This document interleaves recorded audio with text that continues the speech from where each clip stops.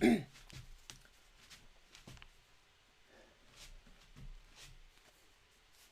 right, hey guys, if we could go ahead and bring it in. Yeah, right over here. We're going to go ahead and get started. Yep, come on in. All right, hey guys, I'm EJ. I'm your tour guide today as we tour the shortest, deepest river in the world. But before we get started, couple of ground rules. Please stay with the group. Don't wander off. Have fun. And if you have any questions, please feel free to ask me at any time. Okay, yeah, I guess now as good as time as ever. Go ahead. Yeah. Okay, yeah, so you are correct that this is not really the shortest, deepest river in the world. There were some issues with the equipment that they used back then to measure the depth of the river, and essentially the river's current was taking the plumb bobs a lot further down than what they thought. It's really only about 10 feet deep. The shortest, deepest river moniker came from Ripley's Believe It or Not. So, as I was saying, we're going to go ahead and get... Yeah. Okay. All right. Point taken. Another point there. It is also not the shortest river in the world. So, you know what? Let's just go ahead and hold questions and let's just go ahead and start on our tour. So come on, follow me.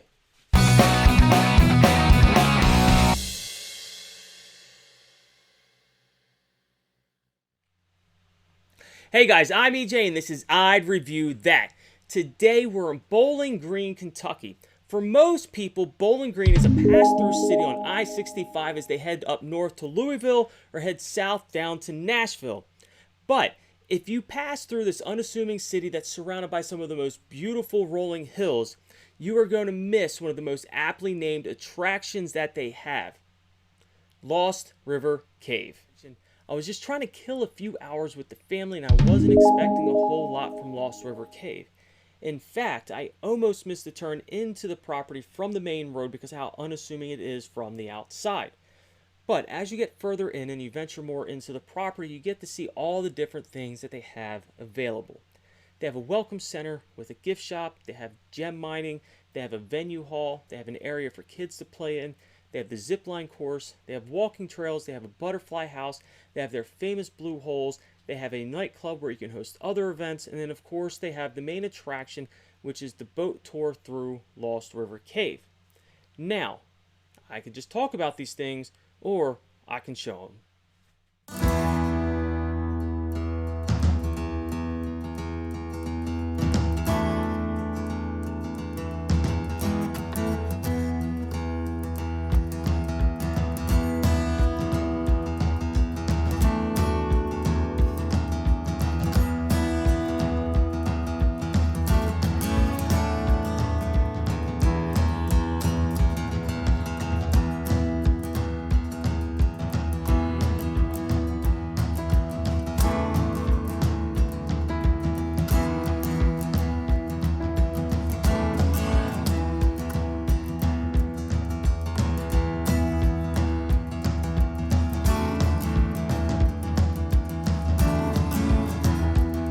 Alright, so I've got to interrupt the tour for just a couple of seconds before you go into the cave.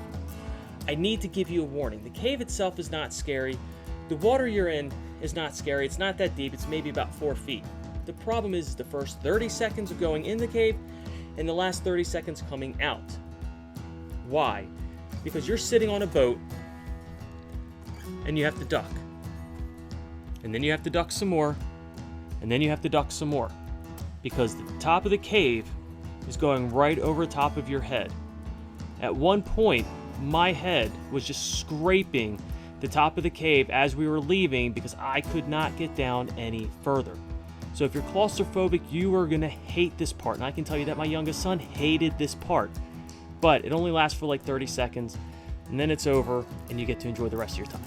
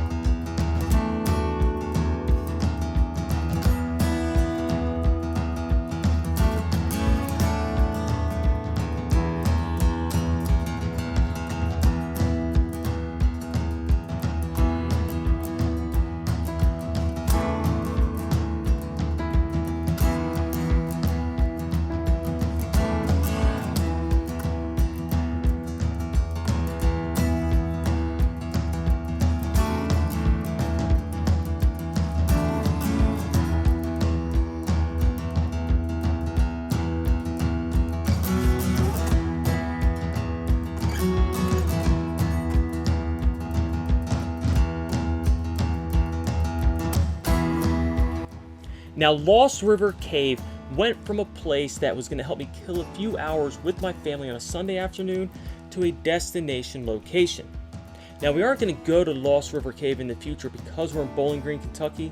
No, we're going to be in Bowling Green, Kentucky because we're going to Lost River Cave.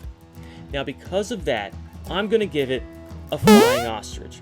My family and I really enjoyed our time there. It was a really nice way to spend a few hours outdoors with the family.